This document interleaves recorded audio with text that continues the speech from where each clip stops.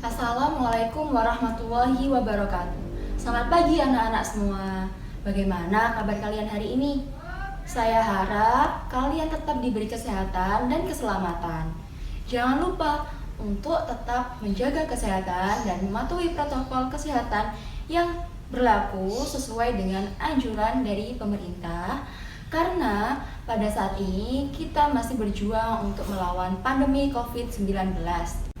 Perkenalkan, nama saya Anissa Hidayati, NIM 1802 1040 2019, mahasiswa KKPLP atau Kuliah Kerja Praktik Lapangan Prasekolahan dari Fakultas Keguruan dan Ilmu Pendidikan Universitas Jember, Program Studi Pendidikan Bahasa dan Sastra Indonesia. Sebelum memulai pembelajaran pada kali ini, marilah kita berdoa menurut keyakinan dan kepercayaan masing-masing. Berdoa dimulai. Berdoa selesai. Nah, anak-anak, pada kesempatan kali ini kita akan belajar tentang teks eksplanasi, yaitu mengidentifikasi informasi, pengetahuan, dan urutan dalam teks eksplanasi, lisan, dan tulis. Sehingga tujuan pembelajaran pada kali ini adalah anak-anak bisa mengidentifikasi dan menentukan fakta dan gagasan utama dalam teks eksplanasi. Nah, anak-anak, apakah ada yang pernah mendengar kata eksplanasi? Jika belum, pasti kalian pernah mendengar kata explain dalam bahasa Inggris. Apakah ada yang tahu apa arti dari explain? Ya, betul. Arti dari explain adalah menjelaskan. Jadi, explanation artinya penjelasan. Kata explanation ini dialih bahasakan dalam bahasa Indonesia menjadi eksplanasi. Jadi, teks eksplanasi ini merupakan teks yang berisi penjelasan atau teks yang menjelaskan. Nah, anak-anak, sudah paham kan poinnya dari eksplanasi itu apa? Nah, selanjutnya Ibu akan menjelaskan tentang pengertian teks eksplanasi. Yuk simak penjelasan Ibu berikut ini.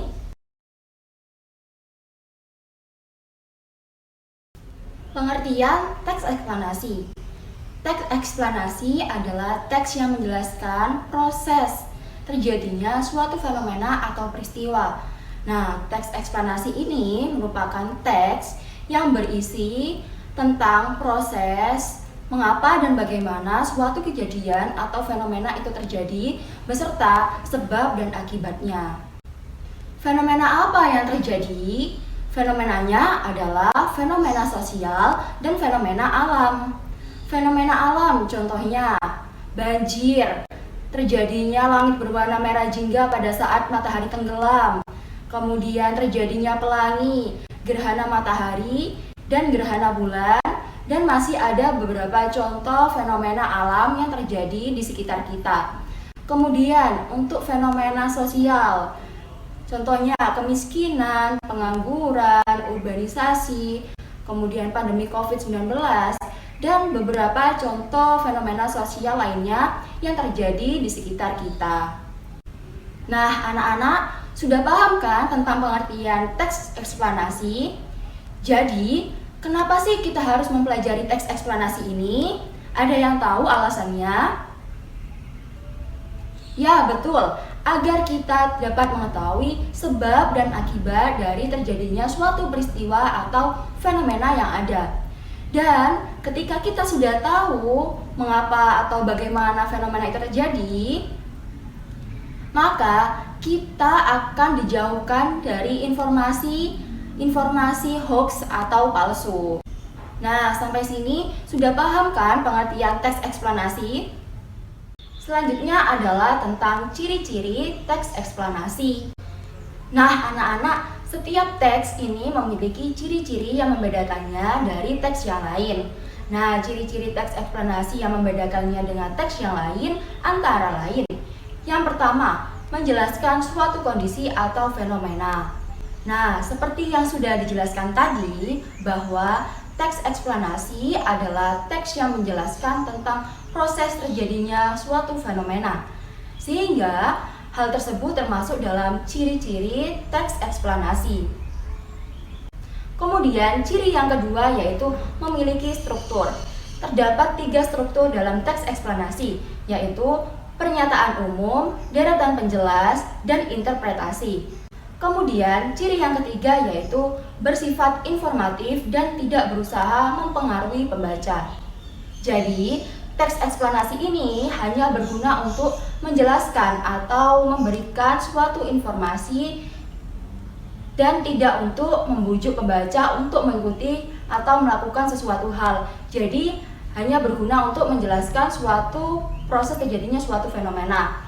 Kemudian ciri yang keempat yaitu memuat informasi yang sesungguhnya. Jadi, tadi kan sudah dijelaskan bahwa teks eksplanasi harus berdasarkan fakta, bukan opini seseorang. Jadi, dalam teks eksplanasi, informasi yang disampaikan ini bukan merupakan praduga kita, tetapi informasi yang diberikan ini berdasarkan data-data atau fakta-fakta yang ada. Sehingga dengan adanya data-data atau fakta-fakta yang ada, maka tidak banyak orang yang terjebak dalam informasi palsu atau biasanya disebut dengan informasi hoax. Kemudian ciri yang kelima yaitu informasi yang disampaikan bersifat keilmuan. Nah, teks eksplanasi merupakan teks yang menjelaskan mengenai fenomena yang ada berdasarkan fakta. Jadi, teks eksplanasi ini didasarkan pada data-data atau bukti keilmuan. Nah, dengan adanya bukti keilmuan ini seperti tadi, sehingga tidak ada masyarakat yang terjebak dalam informasi yang hoax.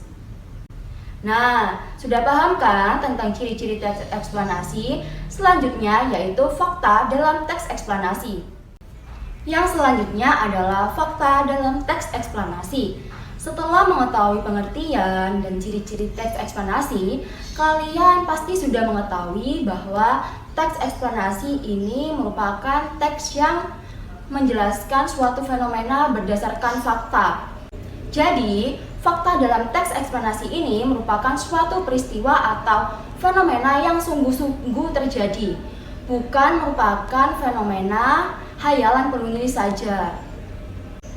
Nah, untuk memperjelas tentang fakta dalam teks eksplanasi, silahkan kalian untuk mencermati teks berikut ini.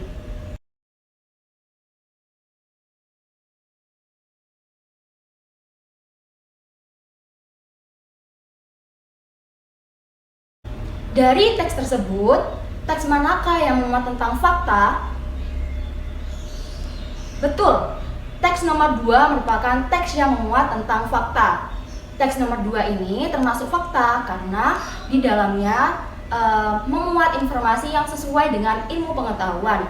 Sedangkan pada teks pertama ini seperti hayalan penulis saja atau pemikiran orang-orang zaman dahulu yang disangkut pautkan dengan hal-hal konyol atau hal-hal gaib.